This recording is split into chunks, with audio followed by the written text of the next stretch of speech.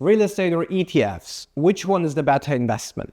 It's one of the biggest debates in the world of finance, and the answer isn't as simple as you might think. Some people swear by rental properties enjoying passive income, tax advantages, and long-term appreciation. Others prefer ETFs benefiting from liquidity, compounding growth, and lower maintenance. But which one is the right for you? In this video, I will break down the pros and cons of both real estate and ETFs, compare risk versus reward, and help you decide which investment aligns best with your financial goals. If you're serious about building wealth, stay tuned, because this could be one of the most important investment decisions you make. Before we dive into which is better, let's first understand the core differences between real estate and ETFs. Real estate is a physical asset. You can see it, touch it, and rent it out for passive income. It involves buying, managing, and financing properties for appreciation and cash flow. ETFs represent ownership in the company. The ETFs buy a piece of a business. Your returns come from stock price appreciation and dividends, and your investments can grow through compound interest. Both can be incredibly profitable, but they work in very different ways. Let me explain.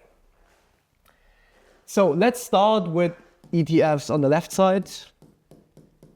It also applies to the stock market in general, obviously. And on the right-hand side, we have real estate.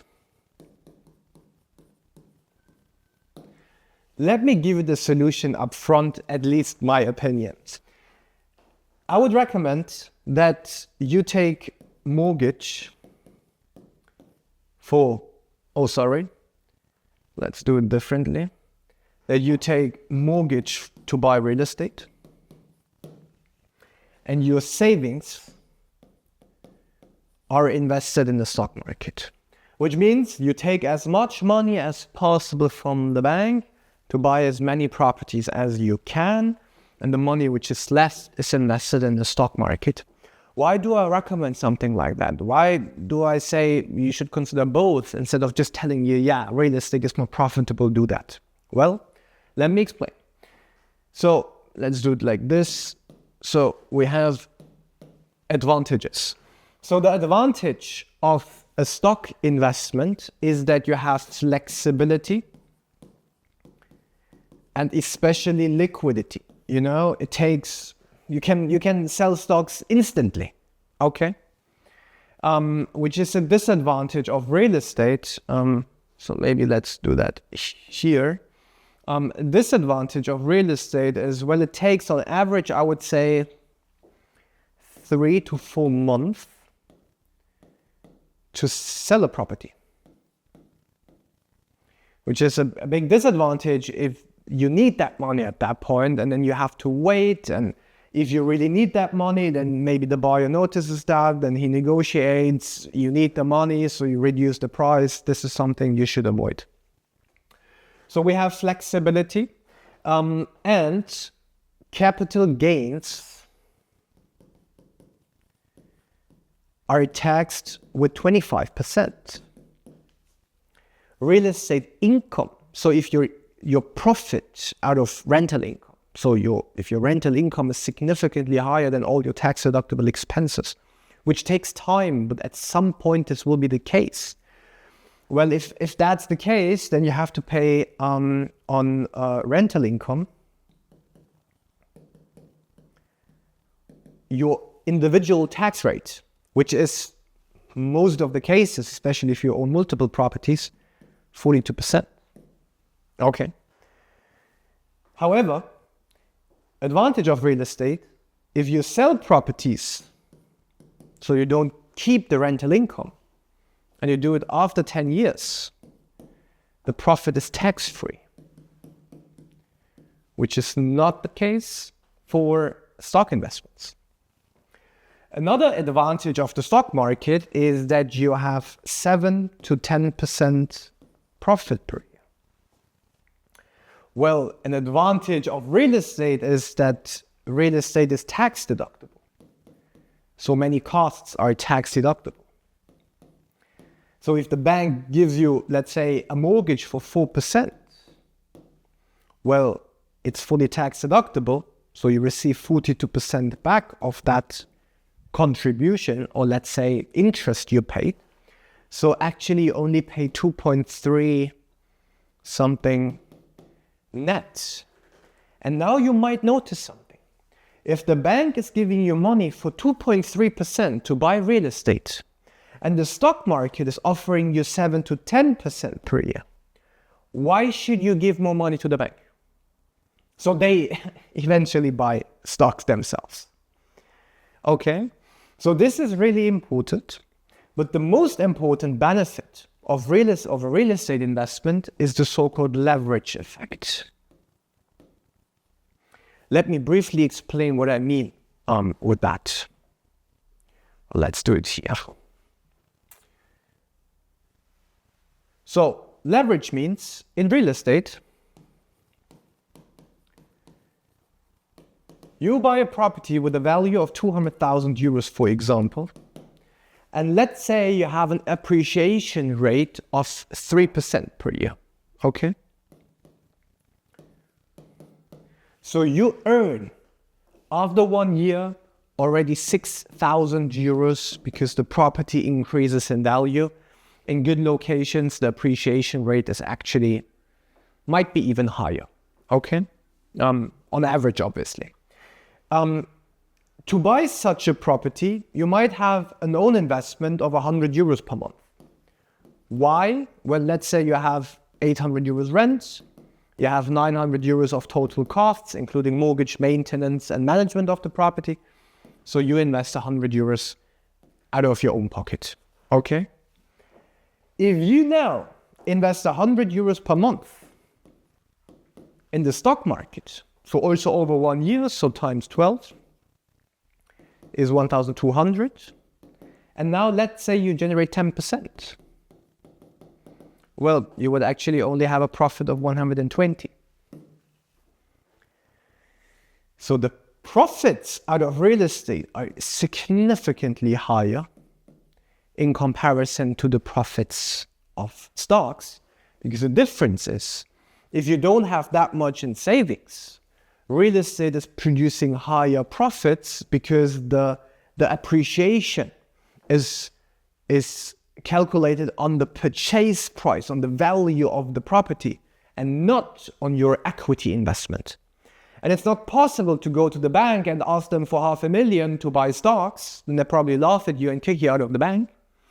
But if you tell them you would like to buy real estate with 500,000, then they say, cool. Which also tells us something about the risk. Let's do it here. Real estate is safer.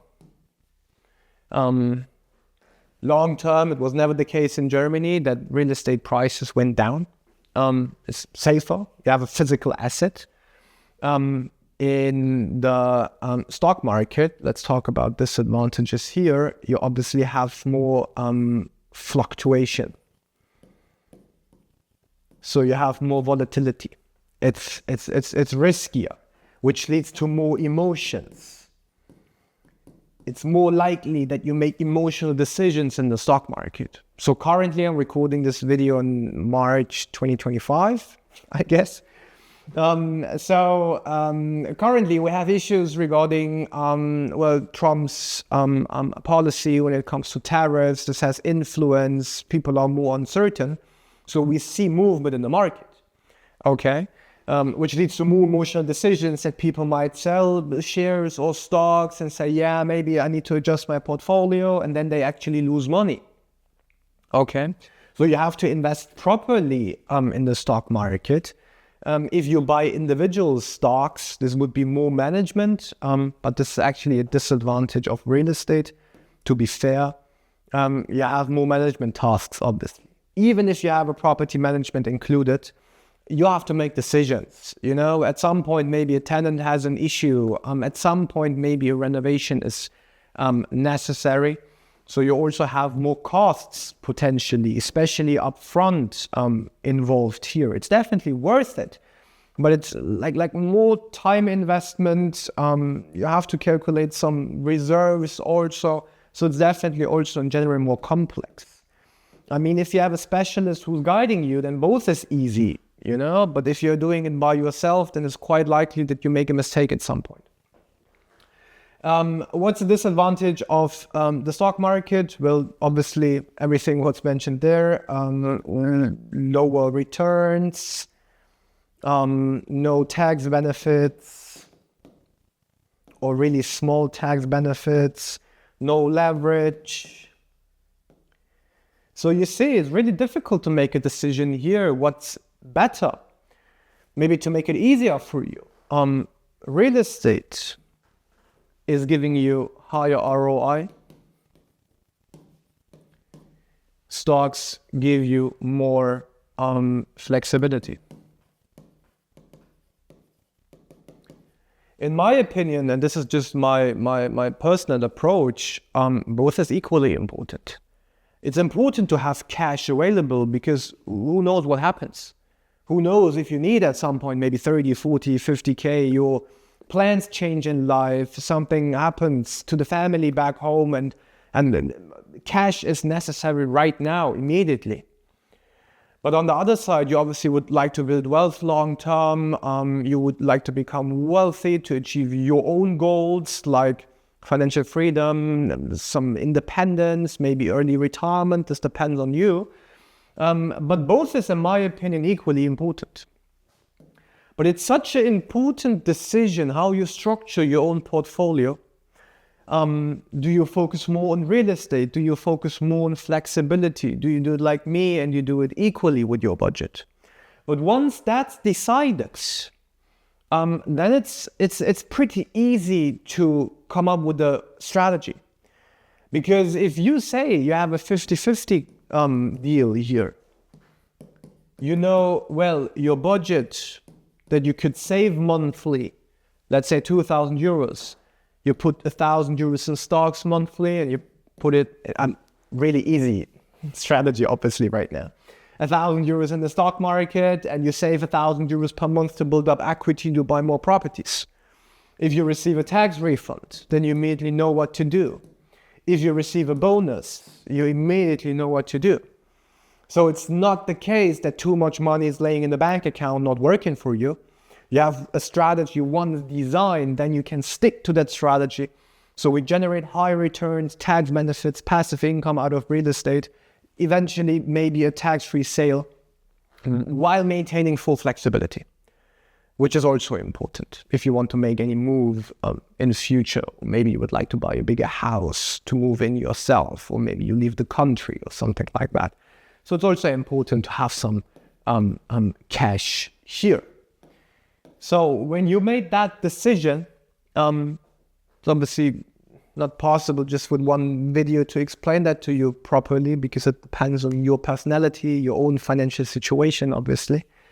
But in general, if you have created such a strategy and you understood, okay, both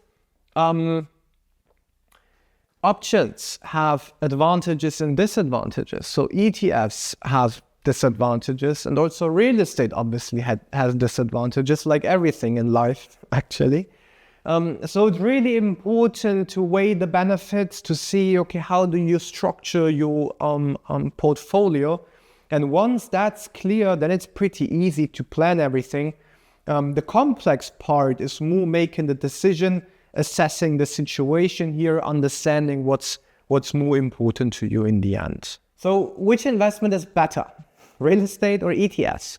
The truth is, it depends on your financial goals, risk tolerance, and investment style.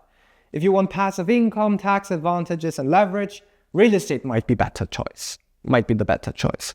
If you prefer low maintenance investing, liquidity, and long-term compounding, ETFs could be the way to go. The best strategy? Many successful investors combine both. They use real estate for cash flow and stability, while ETFs provide liquidity and diversification. Ultimately, the right investment is the one that aligns with your financial goals and lifestyle. So to recap, real estate and ETFs both have advantages and risks. Real estate is great for passive income, tax benefits, and long-term wealth. ETFs offer liquidity, easy diversification, and compounding growth on your equity.